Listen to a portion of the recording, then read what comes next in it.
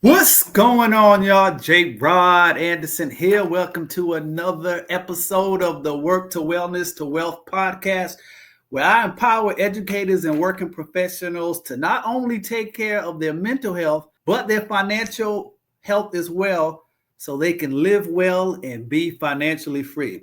I got an exciting video for you all. This particular video is going to be for all of my teachers, for all of my fellow educators out there, all of you who work hard day in and day out taking care of our children, educating our children. This episode is particularly for you, but we're going to challenge you, and I have a special guest tonight. We're going to challenge and help support you to make sure that you take care of yourself.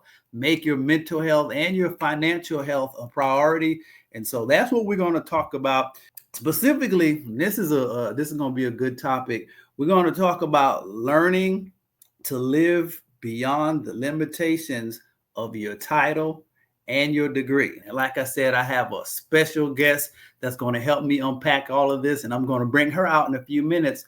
But first, as always, y'all know I have to do my financial disclaimer just so we don't get anything twisted here. Neither my guests or financial advisors, and the content of this podcast is for educational and informational purposes only and does not constitute financial advice. Your financial situation is unique to you, so please, ma'am, please, sir, do your research. If we talk about anything financially related, please fact check it. Do your own due diligence, and please contact or consult with a qualified financial advisor who is familiar with the unique needs of your personal circumstances. Let me bring out my guest. So, Dr. Carla Jordan. And just a few things, and I'm going to let her tell you more about her story. But she's been in the field of education for over 25 years. She's currently a teacher, a phenomenal teacher, and we'll talk more about that. And for all of those rattlers out there, she is a graduate of FAMU. So without further ado, let me bring the one and only Dr. Carla Jordan to the podcast. Dr. Jordan, what's going on? Welcome to the Work to Wellness to Wealth podcast. Yes, thank you for having me. Glad to be here.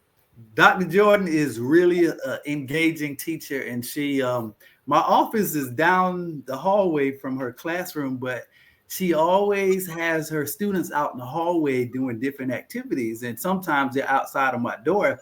And every once in a while, I'll be, in earshot, or maybe sometimes just walking by, and I'll just hear a tidbit of some of the stuff that she shares with her student. And I promise you, it goes well beyond the traditional education that you would think of when you think about a teacher-student relationship. And so just hearing enough of those tidbits, I said, okay, this sister here has some substance to her. And so that really intrigued me. And so it just kind of built up over time. And then I thought, like, you know what? She would be great to have on the podcast. And then also you said something that you take care of people that take care of people. So let's just kind of dig into your story a little bit. So kind of thinking about our theme tonight, or our subject is just not being limited or learning to live beyond the title and the degree. I think you would be a great example of that. But if you could just start with sharing a little bit of your story and how you got into teaching, and we'll go from there. And let me just go ahead and tell you ahead of time that when you say something that's profoundly deep, I will interrupt you. I'm just like, need you to slow down and say that again. So please forgive me if I have to cut in, but go ahead. If you could just tell us, how did you get in education? Where did things start at? And how did you get to where you are today? Okay, well, first of all, thank you for allowing me to be a part of your podcast and to sit here and have this meaningful conversation. I'm always willing to sit down and really hash out what it is that we are doing and how we're helping people. Like you said, I am a servant leader, and I find myself in spaces where I try to create meaningful experiences for people because I take care of people who take care of people. And my passion is young people. How that started, to not go all the way back, but, for me, my family came from the islands, of Jamaica. And Okay. so they wanted to migrate to South Florida because everybody was making that move at that time in the 80s. And so my transition into the culture and trying to find my space, there was a lot of questions that I had, being thrown into a new environment. Any young kid, under the age of 10, you're going to have that culture shock. Okay, where am I? What am I doing? What's going on? And Yeah. so for me, growing up in South Florida in the 80s at the time, I was surrounded by a lot of people that didn't really look like me. And so when they heard my accent and they, saw who I was, I got all kind of questions, are you Spanish? Are you Indian? Or, everybody was all intrigued trying to figure out who I was and what I was about, and thought I couldn't speak English because I had a really thick patois accent, the Jamaican accent. So patois, what is a patois? It's a dialect. So Okay. of course, Yeah. Jamaicans speak English, but it's a dialect. So sometimes with my students, I'm in the classroom and I'm trying to get their attention, and I'll just, code switch real quick. I'll be like, when I'm about to sit down and be quiet, there's going to be a problem. And then they're just looking at me like, wait a second, where'd that come from? So, it's, my family, all of us are always playful, and we kind of joke about the Jamaican culture and patois and stuff. Yeah. But again, when I came to the States when I was 7, that was where I had to pay attention to what was going on. And so I learned to watch people and pay attention to what people do and how people respond, and, just being mindful of where I was and how to act. And so I learned how to code switch. I learned how to assimilate into the culture. I learned how to communicate and find a way to make sure people understood what I was trying to say. Because at that time I didn't feel seen. And so fast forward, going through middle school, high school, I mastered it. I found myself finding ways to become super smart, making sure that I was reading, making sure I was, engaging and connecting and being in an organization. So by the time I got to high school, my junior, senior year, I was running my high school. And so I literally I would help plan the pep rallies. I was in student government because I realized that getting connected into organizations was my way to meet people and to really try to engage in the experience and just learn more. And so let me just ask a question there. Okay. So you're in a totally new, different environment.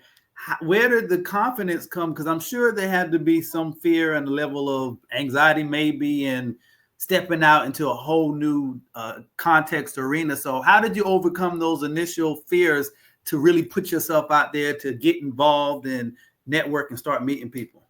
Well, I'll tell you, it for a long time I was in the background. I'm still in the background to this day. I don't mind. Not true. But I know that's not true. But it's really, like I said, I started paying attention to people, and I started paying attention to how folks would respond, how they would move, how they would act.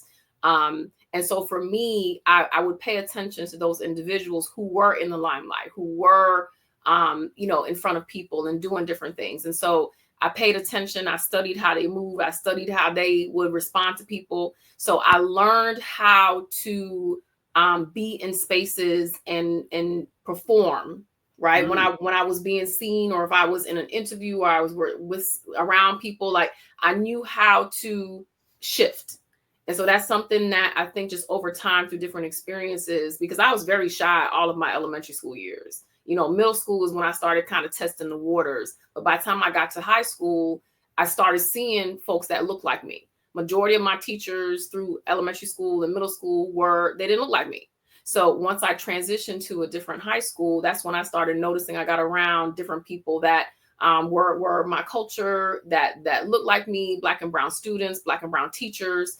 And so when I made the decision to go to FAMU, that's when I realized that having the cultural relevance and having people that understood my journey and understood my story and really encouraged me, that's where I wanted more. So how did you? Here again, I mean to interrupt you, but how did you end up choosing FAMU as a school? I know sometimes that's a challenging choice for students to make. Is that where you moved to when you came to the? Yes, my family lived in Fort Lauderdale, and in South Florida, and so South Florida is a big melting pot, all kinds of different cultures and nationalities that are there. But it was a teacher that I connected with, that she was a Howard graduate, And Okay. so I didn't really know a whole lot about HBCUs and so forth because I was still learning the American education system and how it worked. You know, my parents didn't know a whole lot. So it was me trying to navigate and figure, okay, how do I do this thing? How do I go to college? These people are talking about college. And so this teacher, her name was Miss Hinton, and she was a Howard graduate and she was about that business. And so Okay. she was just like, you know what, you need to look into going to a HBCU. I'm like, so I started learning more. And of course, you know, going far away from home was not something that my parents wanted. Like, you can't move out of state. So I went the furthest I could go, which was Tallahassee, Florida. And then hit FAMU for that experience, because like I said, I was looking and searching for opportunities and experiences that I thought were relevant and would connect me to people who were like me and had like-minded aspirations. So when did becoming a teacher or going into the field of education come into focus for you? Well, when I landed on FAMU's campus, I thought I was going to be a physical therapist, a Really? sports Okay. sports physical therapist, because I was heavy into nutrition and exercise and that kind of stuff. And then I took that first chemistry class and bombed it with an F, and realized, like, okay, Carla, you're not that great with science and math, so you might need to reconsider your skill set and see what you do really well. So, you know, after that first semester at FAM, I was like, okay, what do I do well? I said, well, I enjoy people. I enjoy reading. I enjoy literature. Communication is my thing. And so at that point, I just switched over to English education. And when I started taking those classes and realizing that, okay, I think I like this, you know, I love linguistics, and I was reading African-American literature. And so all that stuff just kind of, you know, spoke to me at the time. And I've always been someone who takes care of people. I've always loved to serve. I've always loved to be in a position to where I can help people. And so Wow. that That's was good. the next thing that I was drawn to. And then once I graduated from FAM in 99, I went straight into teaching at 22 and been doing it ever since. Wow. Okay. So you was fresh in the classroom. So Fresh. what was that transition like for you from the education setting to real OJT, on the job training? Now you're actually in the classroom. What was that transition like for you? Well, you know what? I my demeanor, you know, some people say that I have this real stoic face, and I'm about this business. And to tell you the truth, when I walked in there as a 22-year-old looking like my students, because I started off in high school, Okay. um, I've always been a no nonsense disciplinarian. And so I think that going into the classroom, it just naturally flowed with my personality and just who I am as a person, that there's always going to be expectations, and I'm always going to be in a position to where we're going to get this done. And I've always had that that connection with people and with students, that once they hear me and once we talk about, okay, we're going to do this today, they have no choice but to follow through and do what they need to do. So, you And know, at I've seen 22, that just watching you from afar, seeing how your students respond to you. But yes, yes. So, you know, for me, just you know, some people just really have that natural ability to be around people and to teach. I've seen teachers that it's just what they do. And I think for me, I don't know if it was in my DNA. My grandfather was a principal in Jamaica in St. Elizabeth. oh, I don't okay. know if it was in my DNA. I don't know if it's just my personality or just you know, what I watched over the years. I know there's, you know, teachers that I remember, not only Miss Hinton in high school, but my fourth grade teacher, Miss Harper. She was a sharp lady. That black woman came into that classroom and she was always dressed and she was no nonsense. So like I told you, I watched people. I paid attention to how they would carry themselves and how they would interact and how people would respond. And from those experiences, it just planted that seed for me on how I wanted to carry myself. I always, you know, thought about that. I want to look at people that I look up to and want to be able to emulate because of what they're doing and how they're carrying themselves. So that's something that that I've always tried to challenge myself is, okay, surround yourself with people who are about that business and who are better than me. And when I say that, I'm looking for people that I can relate to, that has that aspiration and desire to just do the work and to go out there and fulfill a purpose. And so those are the ones that really kind of shaped who I am. That's good. That's good. Um, Interesting point that you made, and I've seen this throughout my career in education, that there's a certain way that you can carry yourself.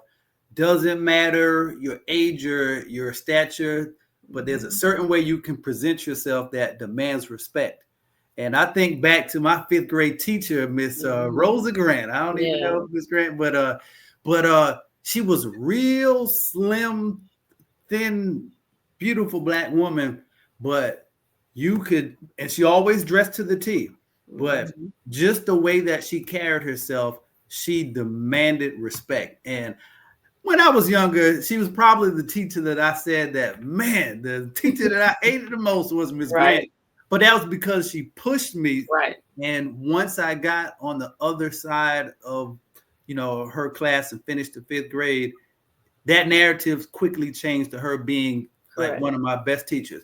So, question to you, like, so is that something that can be taught to a teacher, and to that teacher educator who may just be starting out in their journey and they're struggling or, having a hard time? What would you say to them? Well, the first thing I would say is that you have to establish your brand. Mm, Everybody has a personal brand. And so you have to be able to think about how do you want people to see you? And so when you are thinking about going in front of students and you're going in for, especially if they're high school students, they're watching everything that you do. And there is a certain presence that people bring into a room, right? And so I tell the students sometimes is that it's the first 8 feet, the first 8 words, the first 8 seconds that people are going to judge you. wow, And that's so good. you gotta think that once you step into that room, you have literally 8 seconds to convince people that they should listen to you. Eight And so seconds. 8 seconds, that's all you got. So they're Profound. gonna size you up from when they see you. They're gonna size you up from the first 8 seconds and the first 8 words that come out your mouth. And so, when we're talking about new teachers and there's always that sense of nervousness or that hesitation. Yeah. Confidence is something that is built through time, through experiences, through, exposure. But I always tell my students, you got to fake it till you make it. And Come so on when now. you are a first year teacher or you're just stepping into a new role, it's almost like you have to convince yourself, you know what? I may not have it all, but I'm coachable and I'm willing to learn. And I think I have enough skills to be able to accomplish what I'm set forth to do right now. And so it's really just putting on your game face and really challenging yourself and being okay with not knowing everything and having Oh, that talk about level that. of vulnerability. You got to have vulnerability in education. You can't go in there thinking that you know everything. So, Okay, let's unpack that. Let's unpack that for a minute. So I encounter this a lot just with some of the students that I work with. Somehow during the educational experience, they leave away with the feeling that I do have to know everything. I mhm, do have to have all the answers, so much so that if they don't, then they start to look at themselves less than, mhm, and they start to kind of paint a false narrative that, and I had a particular student that I'm thinking about, uh, was struggling in class the whole year, and I don't know, it began to become a discipline issue. So somehow it ended up in my office. And so when we began to talk, I was like, man, what's going on? So usually I'll just kind of look at behavior and grades. I was like, tell me, where's the struggle at with you in this class? It's like, where do you think you having, where are the issues coming from? And the student said, just like, I don't understand what's going on in the class. It's like I did mhm. one time, but then, I don't know if they missed a couple of days. So I just asked a simple question. I said, well, do you ask the teacher to provide clarification or do you ask questions? Mhm. And his response was no. And I said, why? Because he didn't want to appear like he was dumb or he didn't know what was going Right. on. Mhm. So to get to where you are and knowing that some students are struggling with, I think I'm supposed to know all the answers, and if I don't, something is wrong with me. Mhm.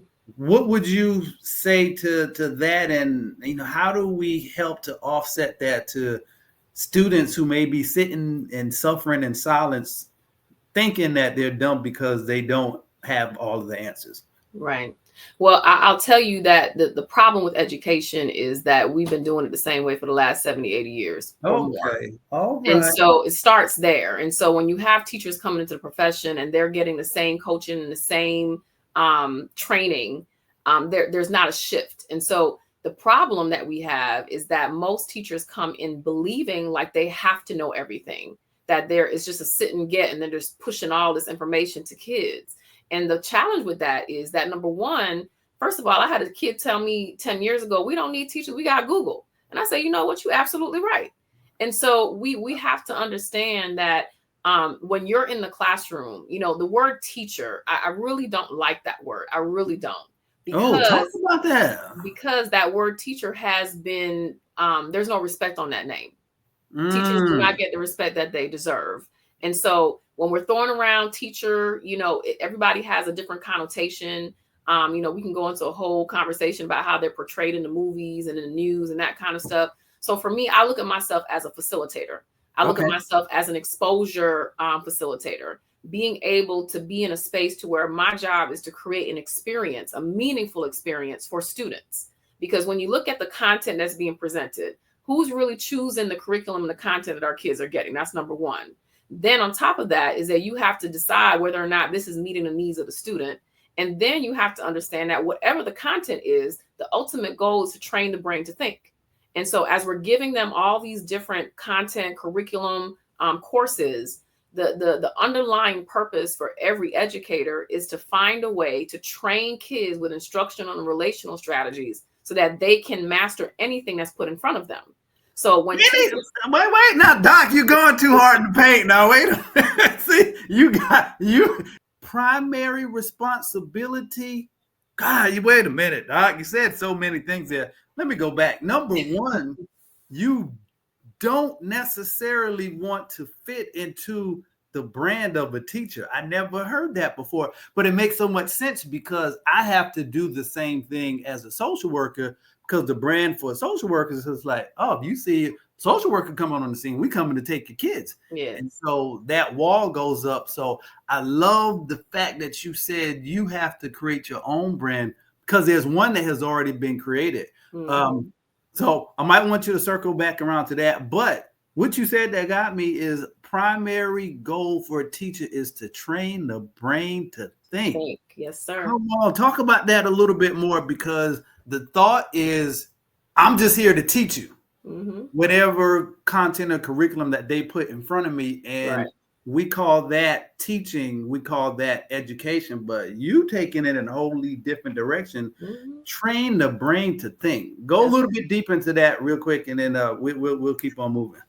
So without getting too political, when we talk about curriculum and how curriculum is designed and who decides what the kids learn and so forth, there's different perspectives on what's important and what's not important. Especially when we're talking about at the high school level, elementary and middle school, pretty much you're trying to develop reading skills, mathematical skills, critical thinking skills, and so forth. And then we get into this high school setting to where they start taking these higher level courses. And most times high school teachers, they become real particular, and their content is the most important content. And so depending upon what the interests of those kids are, they're going to decide whether or not that content is important to them or not.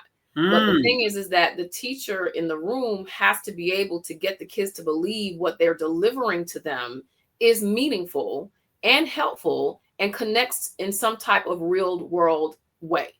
And so that's the challenge that we have as educators, is to be able to help the kids to understand, why am I learning this? Because we're in the why generation right now. With the kids that are coming through the last 10, 20 years, especially now our Gen Z, they want to know why. Why do I need to learn this? But we've been doing the same courses and the same curriculum for the last 70, 80 years.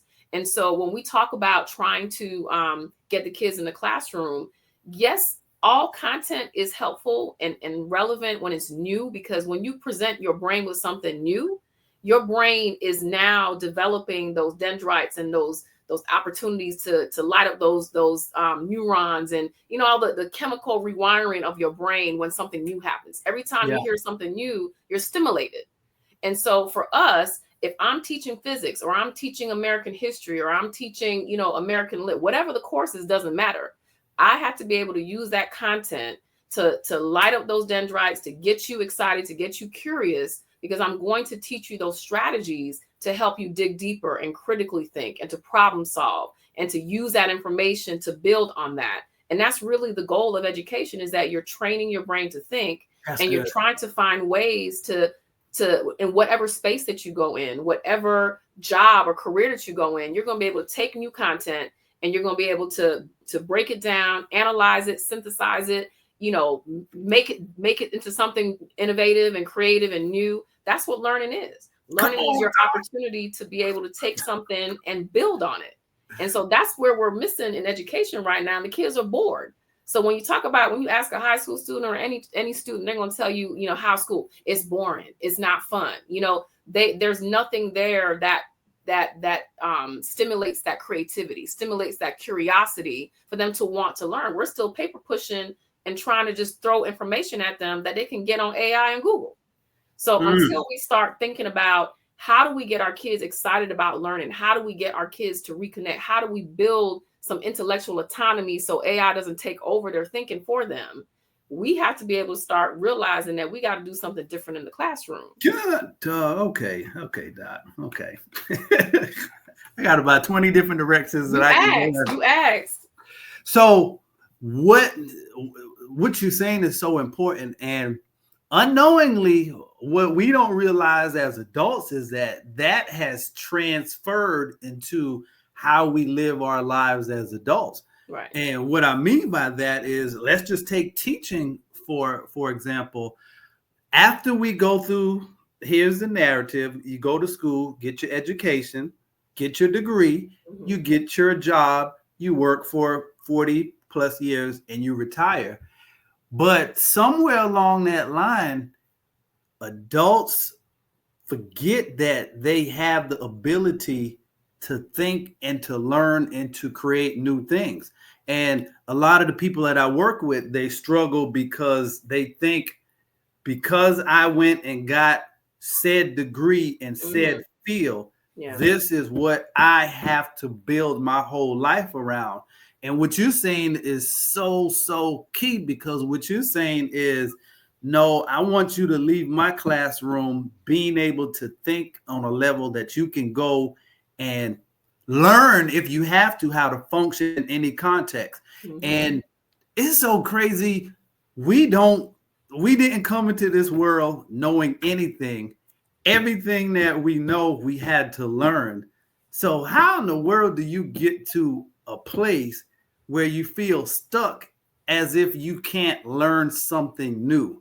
And that's one of the biggest challenges that I see. And we're going to kind of transition to this part of the discussion in a bit.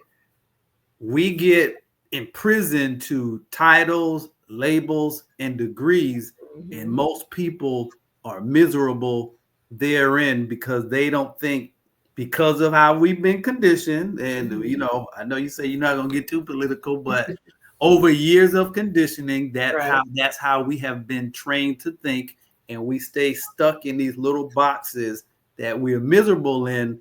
But it's kind of like the elephant who was tied to the peg. The string has already been severed and loose, but they can't move because mentally they still believe that they're tied to that peg. So let's go. Let's go here for a minute. So you're a teacher, you're an educator. It's two parts. So number one, there's a heavy mental, emotional load that comes with teaching. How did you navigate that part? That's kind of like the first part. Still speaking to my new teachers out there who kind of figuring some of these things out. And then when did you get to the point where you realized that I don't have to be limited by what I got my degree in?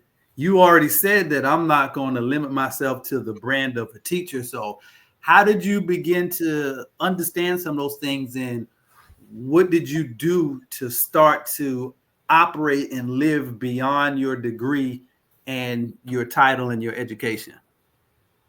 Okay.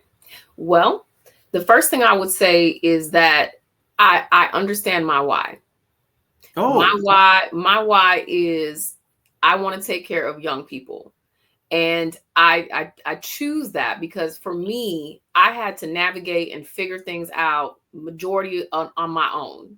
I did not have anybody telling me, pointing the direction, handing me anything. I had to learn what I had to learn on my own and get to a point of being able to go to college and to do the things that the American dream promised, right? And so, had I had somebody in my life that would have been able to show me a way or to encourage me more, to mentor me, and I had people along the way, like I said, I've mentioned some of them, but for the majority of it, my parents didn't know. I had to figure it out on my own. And I think to myself, had I had a person in my life in high school that explained to me about student loans, explained to me about college options, explained to me about how to build wealth, explained to me about, how to treat people and how to network, how to carry my brand. And somebody was able to have those conversations with me when I was, 14, 15, years old, I would have been further along than I am now. So my commitment to young people is that I want to be able to bring them those opportunities to get exposure. That's the thing that we don't offer our kids enough, is that exposure for them to have the information, to have the resources, to have access to people who are willing to have those kind of conversations with them so that they can make better choices, more informed choices, and have access to those opportunities and those resources to be in a better position than I was. So that's my why. I choose to work with young people because young people are willing to change and adapt and to do the things that are necessary to have a better life. Adults sometimes get stuck. Oh my God. I understand that for me, I can continue to support young people. And as I got older and as I, got more experience in education, I realized, well, for young people to have the meaningful experiences that I want them to have, I have to make sure that the adults who are in front of them are prepared and equipped and empowered to be able to have those same kind of conversations and to provide them with those experiences, which is why I also choose to work with educators. And so people who take care of people, that's my other mission. Young people is number one. That's who I work for, to make sure that they have meaningful experiences. But I understood that I have to help the people who are working with the young people to make sure that they are able to have access to better experiences. So it starts there. So for me, anything that I do, it has to have purpose. It has to have meaning. There's been years, working education that I've had principals, come, hey, Carla, you need to go ahead and go into administration. You need to become a principal. I've heard that over the years. Yeah, I can see why. Yeah. I watch what principals do. I watch what assistant principals do. And for me, it was political. For me, it didn't really provide me with the opportunities that I was still able to do from the classroom. And so I didn't necessarily go that route, because to me, people were going that route because they wanted that title. They wanted to be called principal. They wanted to become an assistant principal. For me, I was still doing the work as a classroom teacher, and I was okay with that. Because for me, it wasn't about the money. It wasn't about the title. It was more about making sure that whatever I do, I'm meeting my purpose and my why. And so I learned to kind of navigate through that. And so when we talk about the whole concept about titles and degrees, I've watched people over the last 25 years get titles and degrees and did nothing with it, or they use it as a crutch, or they hid behind it because they weren't competent enough to be able to do the job. God, no. I'm just saying, no, in education, anybody can pay for a degree. Just because I got my degree and have title in front of my name doesn't mean that I'm now arrived. It's still uncomfortable for me for people to call me Dr. Jordan, because for me, I knew what I knew before I got a degree. I know a little bit more now because I've been reading and researching and so forth, but I was still in a position to where I could say what I had to say. I had perspective. I had ideas before that title was placed on my name. Now that I have the title, perhaps maybe society will look at me with a little bit more authority or credibility, but I still was knowledgeable before I went through this process. So titles and degrees, I think, is something to celebrate. But when it comes down to it, I'm still coachable. I'm still learning. I learn more from my students than anybody else because they're smart, and they still embrace life with hope. They still want to be able to do things. They're still excited about, doing something new and connecting with people. And they understand that they have this one life and they want it to make sense. When we were in school, we did what we were told to do. We didn't have that choice. So we had to make sure that we went to school, we did the work, we got the A's, we went to got the degrees. We did everything we were supposed to do. And now, after that was said and done, go work this job for 30 years and then retire. They don't want that life. They don't want that life. And if I could do it all over again, I agree with them. I want to be able to have multiple streams of income, to be able to enjoy my days, and to be able to have an opportunity to live the type of lifestyle that brings me joy. And sometimes, when I look at what I've done, I was obedient. I was disciplined and did what I was told to do because that's how I was raised. That's what the expectation was. And so, when we think about people coming into the profession, a lot of what's going on in education right now is we're underpaid. There's not enough time. There's all kinds of things in education that's broken, that's not necessarily working in our favor. But we still have a responsibility to serve young people. And we still have a responsibility to try to get them in a position to where they can, go out into this world and be their best selves. So I take that responsibility, to heart. That's the work that I do. That's my ministry. And so whatever I can do in that space, I can collaborate with anybody. I can collaborate with the administration. I can collaborate with the teachers. I can collaborate with the parents. Because for me, I believe in that village. I believe in everybody working together for the benefit of kids. And so I call myself not a teacher. I call myself an engagement specialist, because I know that I have to be able to connect that parent, that teacher, that administrator, the students' friends, everybody who's surrounding them, to make sure that they have the support and the connections that they need to thrive. So I pay attention to what's going on around my students to be able to create those atmospheres and those environments so that they can feel like they're seen. They can feel like they have a chance. They can feel some level of an increase in their confidence, just a little bit more, to where somebody believes in them.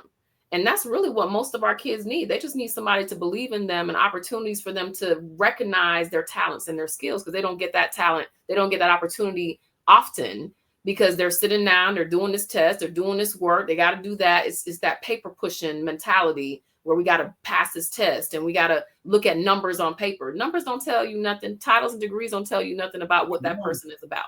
Come on now. Man, here again, you said so much.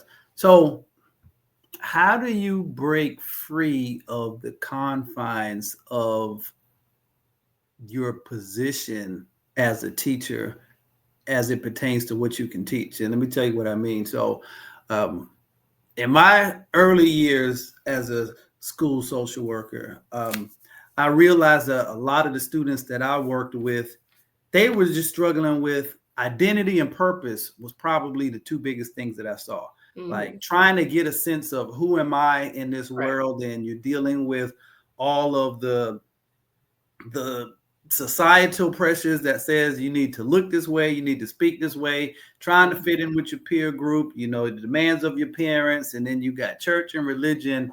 And in the midst of all of that, you're just trying to figure out, like, who am I versus who everybody else tells me I should be. Correct. And then, like you said, just kind of finding your direction in life, like maybe school or college isn't for me. Like, I don't feel like I'm a good fit for that, but society says that's the path that I should take. Mm-hmm. So I recognize that, but at the time, my thought was, well, that's not what they're quote unquote paying me to do. Like, I have to do the social works part. And I thought that I just felt limited because I just wanted to pull a group of kids and just like, let's forget about all of the school stuff. Let's talk about the realities of where you're living at now, with the relationships that you're dealing with, oh boy, he did what he did and now he don't want to talk to you, or oh girl, all of that stuff. Like, let's deal with the realities of where you are now. Right. And so somewhere along the line, I just had the idea of, hey, just you have some shared experiences with those challenges too. Just put it in a book. And never thought about that becoming a thing or a business, but I was just hungry to find another way to reach young people that wasn't limited based off of what my boss told me I needed to be spending my time doing. Right. So out of that, wrote a book on identities. The first book I wrote was like, will somebody please tell me who I am? A search for our true identity. And in it, I just told my story of how I really found out or discovered who I was through my personal relationship or walk with God. Right. And it opened so many other doors to have different type of conversations. Mhm. So I said all of that to kind of bring it back around. How did you break free of the confines of how you could reach students as it pertains to only being able to do it from the platform of a teacher? The first thing that I would say is that, when I was coming up, I said I started education in 1999. And so back then it was, education has not necessarily changed. People just change around the words and, come up with something cutesy and that kind of thing. But back then it was 3 R's: relationships, relevance, and rigor. That's good. And so the very first thing is the building of the relationships. And so regardless of the content that you have been charged to teach, you have to be able to establish relationships and community in your classroom, or nobody's going to learn anything. And so students will, participate. They'll behave because they don't want to get in trouble, right? They don't want to be disciplined. So they'll sit there. So you have students that are going to participate. Participation doesn't yield your learning. Engagement yields learning. So students being willing to collaborate, willing to have conversations, willing to share their ideas, willing to connect. Those kind of things only happen when you can foster engagement in your classroom. And so that's something that I know that I established every single year. Before I even dive into any content, let me see who I'm working with. Let me find out their personalities. Let me find out what they like. Let me find out their background story of who they are. And you can be creative as an educator and still meet standards and curriculum of what it is that you're supposed to be doing in that classroom to be able to establish those relationships. And as you're going through and building your lessons, you have to make sure that you are inclusive of instructional and relational strategies. Because if you don't have both, if the kids don't feel like they want to be there, there's no learning. And so the challenge is that we don't help teachers to understand that. We don't provide professional development for them to understand that you have to be able to establish those kind of relationships with your students, and then to give them the tools of how to do that, because not everybody does. Is that a gap that you're looking to fill? Correct. That extends. Okay, let's talk about that. Because the teaching part, that's what your calling is. That's what your purpose is. But there's a financial piece that has to be considered. So for those people who realize, I love what I do, but I still have responsibilities and financial obligations that teaching may not be totally taking care of those. So talk about the financial piece when the purpose is fulfilled with teaching, but the financial needs aren't. What was that like for you? If that was you may be getting petrol dollars, it might not even be an issue. But for that person who wants to do more and they want to get paid more, but it's not going to happen in the context of their position, what would be your advice to them? Well, I would tell you that, being an educator is a unique opportunity. I have looked at other jobs. I have, had moments when I'm like, they're not paying me enough to deal with this. And so, but what I realize is that being an educator, it provides me with so many opportunities, because in the field of education, when you talk about time, when you talk about the what you do, the skill set of what a teacher has, you have all kinds of skill sets that's transferable into other industries, into other professions, into other opportunities that you have. Every teacher that I know has a side hustle.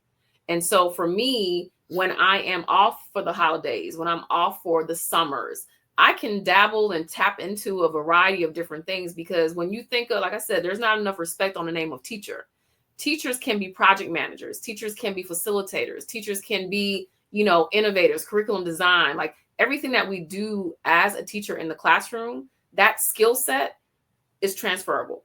So it's trying to figure out, okay, when you're working with kids and you are developing lessons and you are, doing the roles and responsibilities of a teacher from, 7 to 2 or 8 to 4, what have you, you still have time to do multiple things. So they don't pay us enough.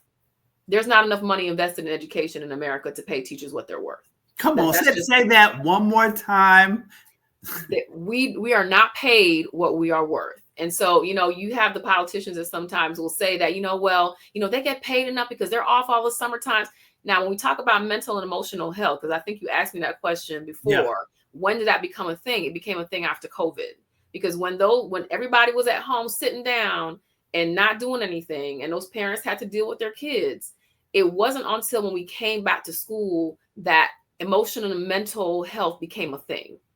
And we started focusing, okay, the kids, they've been home, and everybody started talking about the kids and what the kids were doing. Nobody had any conversation about the teachers who were now charged with this responsibility of pushing this social emotional curriculum.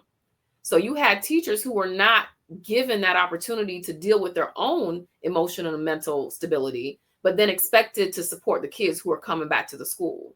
So it wasn't until that moment when I realized that, what about the people taking care of people? What about the teachers who are coming back into this space, teaching, online and in person, trying to navigate through this, trying to make sure their kids are okay, trying to make sure their families are okay.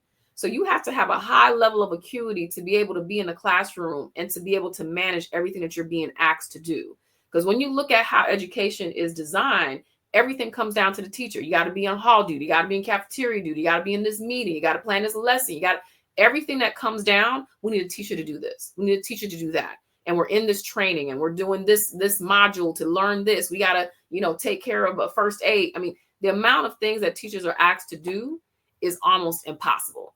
So anybody who's going to be a master teacher or going to be highly effective in the classroom has to have a high level of emotional maturity, a high level of acuity to be able to navigate through all these different things that you're being asked to do.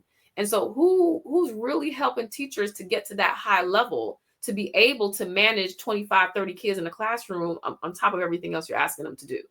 So until we have a real conversation about how teachers are being supported, what does professional development look like? How do you increase the competence and the confidence of the educator in the classroom that can effectively support students? And that's a conversation that is not being had enough because everybody is just doing a checklist, trying to make sure that they, satisfy the roles of their job. And so when I have these kind of conversations, for me, I'm asking that question. What are we doing to support teachers? What's really happening in these buildings to where teachers are given what they're needed? Because every teacher I know, they're exhausted, they're stressed. A lot of them, some of them are on medication just to keep their anxiety low. At the end of the day, they're depleted. So until we have things in place to provide them with the mental and emotional support for them to feel whole, for them to be able to really start doing some other things outside of the profession, that's a conversation that needs to be had. So you just to answer your question, as far as, the financial piece, we don't get paid enough. But if there is the opportunity for teachers to be able to get the training that they truly can utilize and become better in their profession, they'll be able to transfer those skills into other areas and be able to have other sources of income. And so that's the piece that I know for me, in the summertime, I need my entire summer because I pour everything into students all year long. So by the time I get to May, I'm depleted. So wow. June and July is for me to just become rejuvenated and fill my cup and to be able to, have the desire and the capacity to come back and do it again in August. So when we really sit down and look at what teachers do and look at how they are helped and supported, that's where you can really have a conversation about, okay, well, have you ever thought about this? It's empowering teachers to realize their capacity and their skill set that goes beyond the classroom. So can we get them paid to do the things that they're doing inside the school? That's going to be a challenge, but they can take those skills and use it in other capacities outside of the educational field. Ooh-wee. Okay. You said a lot again. But I hope you all hear what she's saying. A couple of very important points. Hear me, teachers and educators, you probably will never get paid what you're worth because your value is, I mean, and hear me, I don't care how much you get paid, you'll never get paid what you're worth for the amount that you do. In the importance of a teacher and an educator in this world, you got to think every person in this world, for the most part, had to go through somebody's classroom, had to go through a classroom of a teacher and an educator. So essentially, teachers and educators are the bedrock of society. But with that being said, the emphasis and the priority and the value, I don't think the system is, I don't think they really care or really want to change things enough to make sure that teachers get what they do or what they deserve. So I think I came to the place, okay, I know I'm not going to get what I'm worth on this job, but this job and this pay probably is never going to produce enough for me to live the type of lifestyle that I want to live. Right. And so it forces you to start to think in a different way. And I think what you said that is so important, you have to look at the skills that you have and where can those skills be transferred to in such a way that they can add value to people who are willing to pay. Right. And so if you get to the place where you just realize, okay, I don't have to, and neither should I, depend on this job to do everything that I wanted to do so I can live the type of lifestyle that I want to live. Right. So understand that they probably never will pay you. They will never pay you what you're worth, but you do have transferable skills, and you have to take it upon yourself to develop those skills. And as we do with everything else, you have to figure it out for your own mental and emotional and financial well-being. You have to figure that part out. Now, here was the financial piece. This is how this came into focus for me. When I went through exactly what you said, went through the whole COVID piece, and we were still required to go and deliver food and do different things during COVID. And I mean, that was a really stressful time for me. I knew that if I don't take a break from this pressure cooker now, that I'm probably going to crack. And so I made the decision, didn't think it all the way through at the time, but I made a decision, you know what, I'm going to walk away from this. And I realized that retirement and having to work is really only a numbers game, Doc. It's all based on finances. You wake up and go to work and endure stress, physical, emotional, strain, stress, toil, only because primarily you need that paycheck. Because I guarantee you, if you got to the place financially that you didn't need it, you would do it as long as you wanted to. But as soon as it got to a place where it was costing you more, where your peace and your health and all those other variables were concerned, when it got to that place where it was costing me too much, if the money wasn't an issue, you know what? I've enjoyed it, but I'm going to go and do something else now, because I heard someone say this today at our school.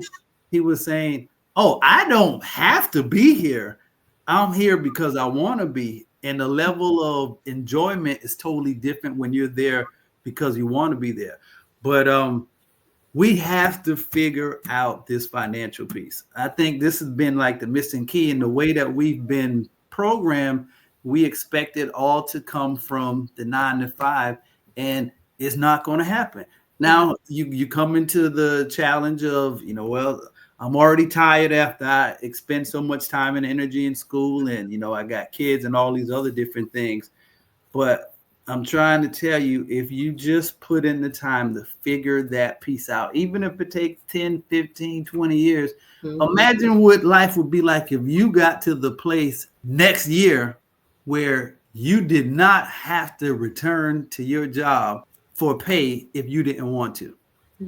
It's a game changer. It puts you in a totally different headspace, and it's just like you realize I have options. So here again, and we're gonna get ready to wrap up.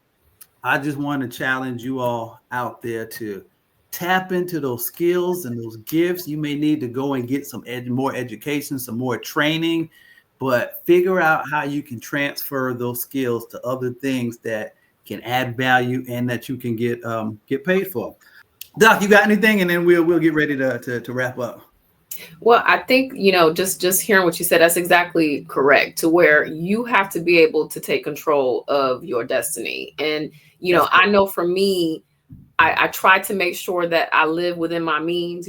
That's a challenge that we have as a community, that, just how you're spending and how you're saving, and what, how you use your money. That's important, because for the profession and education, it offers you a decent salary, but the benefits are really what, seals a deal for me. The benefits are good, the hours are great, and I have flexibility for me to be able to do other things.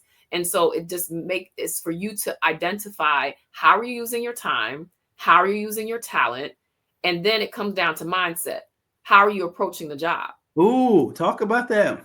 So for me, again, I share with you what my why is. And so I have to make sure that when I go into that space, that I turn down the noise. There's a lot of noise in education. There's a lot Mm. of politics. There are a lot of things that are not being done right. There's a lot of people who are naysayers and negative. You have to be able to control who and what you give your time and attention to. And so if you're going there with a purpose, and your sole purpose is to support young people, or whatever your job, comes with, you are able to do your job effectively if you focus on that. I believe a lot of educators gets bogged down because we see things that feel unfair. We see people not really treating folks the way they should, and we get caught up in that emotional, roller coaster of, why this and why that. I think that it's important for us to recognize that you have to be able to be focused on what you're doing, be reminded of your why, and being able to use the time that you are spending in a productive way. When you get caught up in that negativity and you start complaining, you better sit back and pray and think about what it is that you're doing. Come Because on when you now. walk into that space, why are you there? What are you doing? What are you trying to accomplish? And when you stray away from that, that's when you get stressed. That's when you're tired. That's when you start asking questions. And if that's something that you can't get away from, then you might need to make a change. I know for me, education is going to be, I got another 20 years left into me. I Come don't on know now. what that's going to, where that's going to take me. I'm open to, all options and opportunities. But again, anything I choose to do has to be meaningful, has to be something that is connected to my why, and provides me an opportunity to use my time and talent in a purposeful way. And so I believe that in moving forward in that purpose, that eventually the funds are going to come. If I'm smart about my money, and I put myself in spaces to where I can support people and continue to use my time and talent, knowing that I have transferable skills, that the wealth and the finance piece will come. If you chasing that, and you chasing the title and degree, and that's the primary focus, I don't think that you will be able to achieve. You have to be able to walk in your purpose, and that goes with faith. That goes with your understanding of who you are and why you are where you are, and being able to allow God to use you the way that He wants to use you. And so everybody has to come to those terms, and everybody has to find that purpose and that passion, and then make smart decisions as you move forward, and making sure you're making decisions for the right reasons. Man, that's good. And I'll add this last thing, and I'm gonna let you give some final words. And you have to add financial education and financial literacy for that. Because I mean, we all Yeah, know no doubt. famous stars and entertainers who make millions and they still end up going broke into bankruptcy. And that's not really a point of emphasis of where financial literacy is concerned. But listen, you're going to need money your whole life. You're going to need to Mhm, make money. You're going to need to spend mhm. that money. You got to make sure that you keep some of that money Right, for the longest day that you live. And you right, need to leave something, that scripture in the Bible says a good man, good person leaves an inheritance for his children's children. right, And so that's not built into the narrative that we were taught. We were just taught work enough to have enough so you can retire and live right, comfortably. So what I'm challenging you all to do as well is like, no, you got to rewrite that narrative. You want to work, you want to be well, so you got to take care of what she said about, taking care of your mental health and certain things that you just can't entertain, certain conversations you just don't need to be a part of.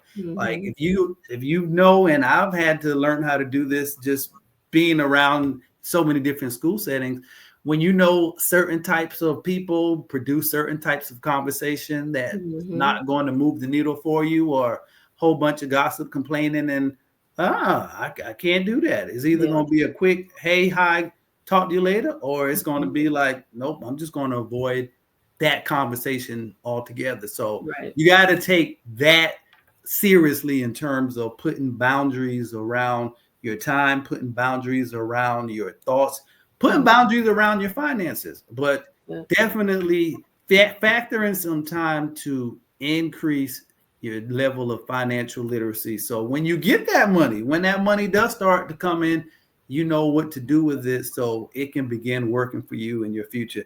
Doc, final word. So what's your final words to your fellow teachers and educators out there who will watch this podcast? And, for those who may be in that place of burnout and struggle at the end of the school year, or, having some financial challenges, just what's one word of encouragement that you can leave with uh, fellow teachers and educators? Well, I think that the primary thing is that you got to find your people. You got to find your network. When we're dealing with school communities, there you're gonna have a little bit of everything. And so one of the things I always try to share with people is that surround yourself with people who are like-minded. If you have goals set for yourself, if you have things that you want to accomplish, if you're trying to remain positive, surround yourself with those people that can keep you uplifted, and that they don't participate in the pettiness and the things that happen in schools that is there. So you have to be mindful about how and who and what you're giving your time and attention to. And that's key. And if you have your focus and you know your purpose and you know your why, everything that you do has to be connected to that in some kind of way. And if you keep your focus on your why and your purpose, again, mine is young people. Everything I do is for the benefit of the kids. So if the conversation does not benefit kids in some kind of way, then I'm not interested in really having that conversation. So it's managing, like you said, boundaries, and making sure that as you're working through your day, that's the beauty of education and being a teacher in the classroom. That is your space for you to create that community, for you to be able to empower your students when you're working with your teachers and your coworkers, to empower them and just be that light, to be able to give them that inspiration and that positivity. And even when you have your days, when you have your doubts, 'cause I know I have my days, I wake up in the morning and be like, why am I doing this again?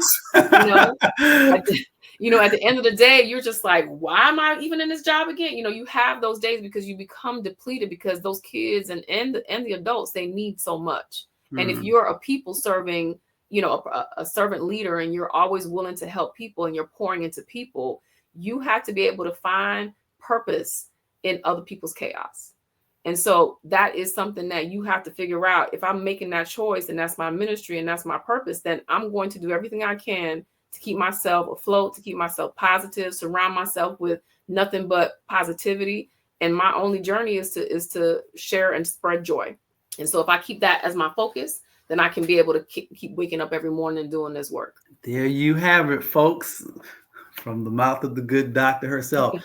All right, Dr. Jordan, thank you so much. So, what do we need to know about? What can we expect to hear from you in the future? And if people are interested in learning more about Dr. Jordan, where can they catch up with you at? Well, I'll be honest, because like I said, I'm a lifelong learner and I'm learning. I am a behind the scenes kind of person. I am, I do well with supporting other people. And so now that I'm in this space to where I realize, what, I have to be a little bit more open to opportunities and working with people. So I'm challenging myself. Like, social media is not my thing. I don't get out there like that. I don't post anything, but I realize that this is how people are connecting. And this is a space that I have to be able to learn how to navigate. So I'm learning. I got my LinkedIn going. I haven't really posted anything, so I'm working on that, but I do have my LinkedIn, and I know that I'm trying to make sure that I connect and build my network.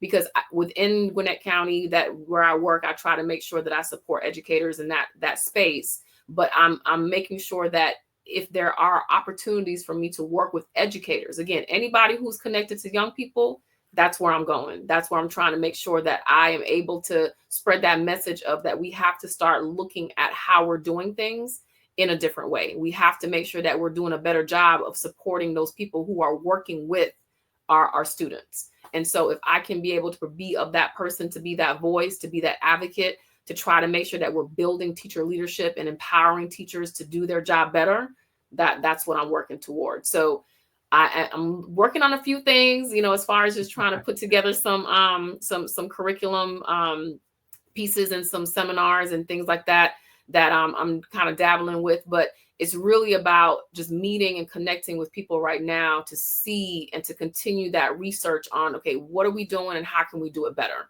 And so being able to be in spaces where I'm watching and paying attention and having those crucial conversations, that's kind of where I'm at right now. So I'm working on it. And I'm gonna help you out a little bit.